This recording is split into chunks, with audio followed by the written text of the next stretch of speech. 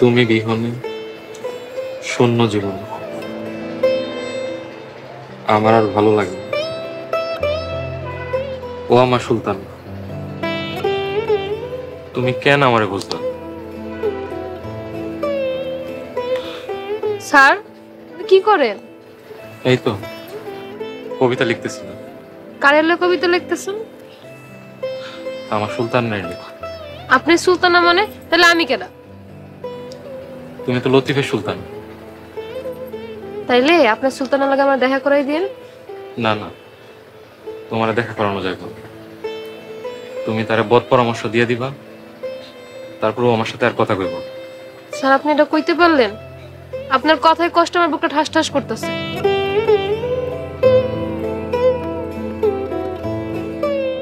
Sir কই যাইতেছেন? আমার সাথে আর কত মজা নিবা বলো তো? স্যার আপনার সাথে মজা করতে ভালো লাগে তাই তো মজা করি।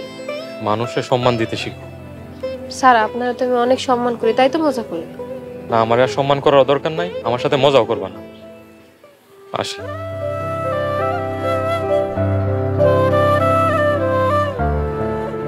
স্যার তো এমন ছিল না। স্যারের কি হইলো তাইলে?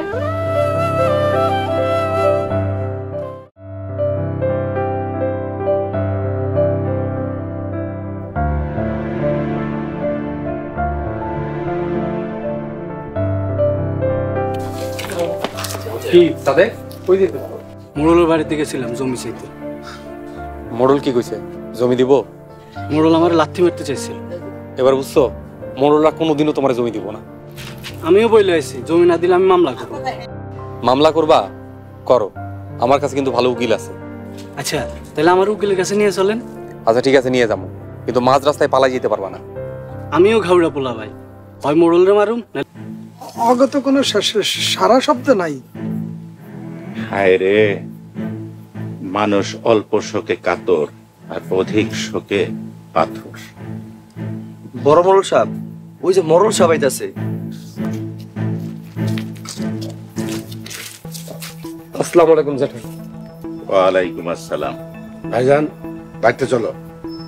কেন, মোড়ল বাড়ি কি আর চালাইতে পারতাছস না? ওরা সুলতানরা নিয়ে গেছে, করিমা সুরজে জেলে দিছে। মোড়ল বাড়িটারে তোরা একেবারে ধ্বংস করে দিছস। জেঠা ওরা লিয়াকতের জমিও দখল করে নিছে। তোকে এই সব কথা কইরা লজ্জা করতেছে না? ভাইজান রাগ করা বাদ দাও তো, এখন বাড়িতে চলো। সবাই মিলে মোড়ল বাড়ির সম্পত্তি যা আছে রক্ষা করতে হবে, নাইলে তো মানুষে নিয়ে যাবো। হ জেঠা, তুমি ছাড়া এই মোড়ল বাড়ি অচল। এই তো এতদিনে লাইনে আইছস, এতদিনে বুঝছস আমি আজ গরমরল কি জিনিস। আমি যদি থাকতাম এতদিনে ওই ছোট লোকের বাচ্চাগুলারে মাইরা একদম মাটির সাথে মিশিয়ে ফেলাইতাম। ভাইজান এবার চলো তো, দুই ভাই মিলে ওই ছোট লোকগুলো শেষ করে দেব। শুধু ওই ছোট লোকগুলারে না, সাথে সাথে তোগরও শেষ করে দেব। আমি আজ গরমরল বাপের বড় সন্তান, আমারও বাড়ির থেকে বাইর করে দিস। আমি ভুলি নাই, বাড়ির থেকে যখন বের হই তখন এই বুকটার ভিতরে ধরফর ধরফর করে কষ্টে বুকটা আমার ভাঙা চৌচির হয়ে গেছে। জেঠা তুমি বিড়বিড় করে কি কইতাছো? তুমি কি যাইবা না? মোড়ল সাহেব তাড়াতাড়ি চলেন, আর দেরি করেন না। চলেন। চলো। ঠিক আছে, তোরা সবাই যেহেতু কইতাছস, এইবারের মতো যাইতাছি। আয় চল।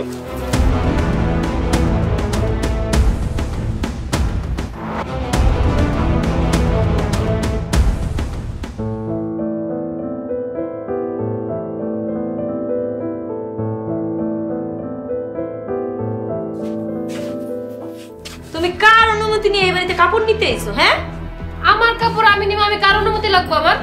হ ভাবি, সুলতানা ভাই নিজের কাপড় নিতেছে। ওইসে রাই, কথা তুই কম কবি। একটা কাপড়ও নিতে পারবা না। কেন নিতে পারবো না? কেন? তোমার অপমানের কথা ভুলি নাই। ঘর থেকে বাইরও, খবরদার একটা কাপড়ও নিবা না। রাখো। কাপড় নিতে দিবি না? না দিমু না। মিনা তুই বাইরে যে দরজাটা লাগাই, একটু দাঁড়া। আমি এখনই যাইতাছি।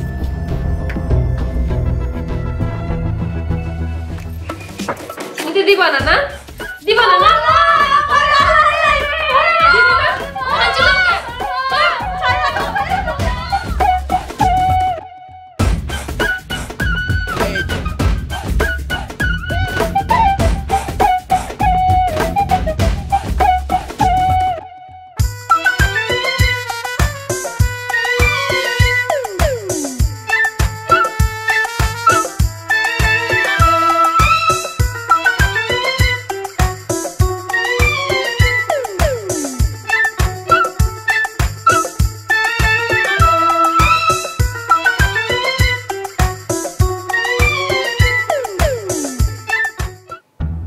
তোমার ঘরে ছাড়া ভালো লাগতেছিল না। একটারও ছাড়বো না, ঈশ্বর নিয়ে নিব। এবার মনে হয় না গো সারাইতে আর কেউ না আইলো তোর আম্মা আসবো। আম্মা মনে হয় না এলো।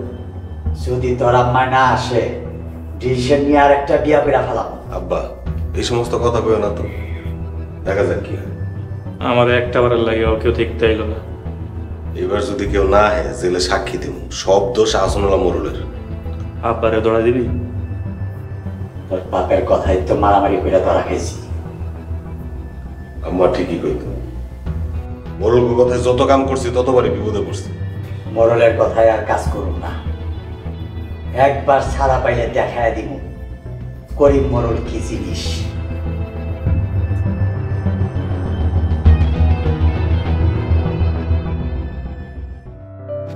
লিয়াকত চাচা জমিটা বিক্রি করার কাস্টমার পেয়ে গেছি। কত টাকা দিয়ে বিক্রি করতে পারবা? 10 লাখ টাকায় বিক্রি করতে পারবো। 10 লাখ টাকা? তাহলে তো ভালোই। আচ্ছা, সাদেক ভাই জমির কোনো খোঁজ পাইছো? তাদের তো তোমার বাপের নামে মামলা করি। মামলা করলে আমগুলো কি? আরে বুঝতেছো না কেন? সাদেক যদি মোড়লের নামে মামলা করে, সবাই মিলে যদি তারা চেকপা ধরে, তাহলে আমাকে বইলাম। আহ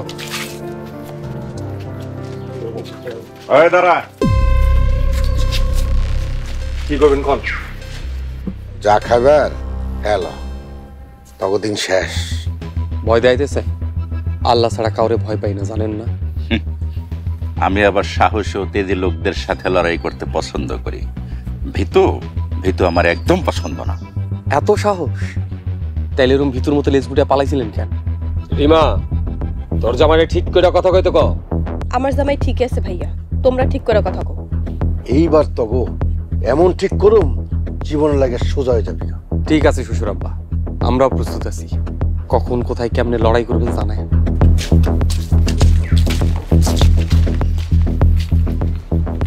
বর্তমানে বেয়াত্ত ভাইজান, ওই ছোট লোকের বাচ্চা আমার চ্যালেঞ্জ করে গেছে, আমার কিন্তু আর সহ্য হইতেছে না। এত অস্থির হইলে চলবো না। আমি যখন আইসা পড়ছি সব আমার উপর ছাইরা দে। ওই ছোট লোকের বাচ্চাকে পাকনা গজায় গেছে না, পাকনা দিয়ে ওরা শিখে গেছে।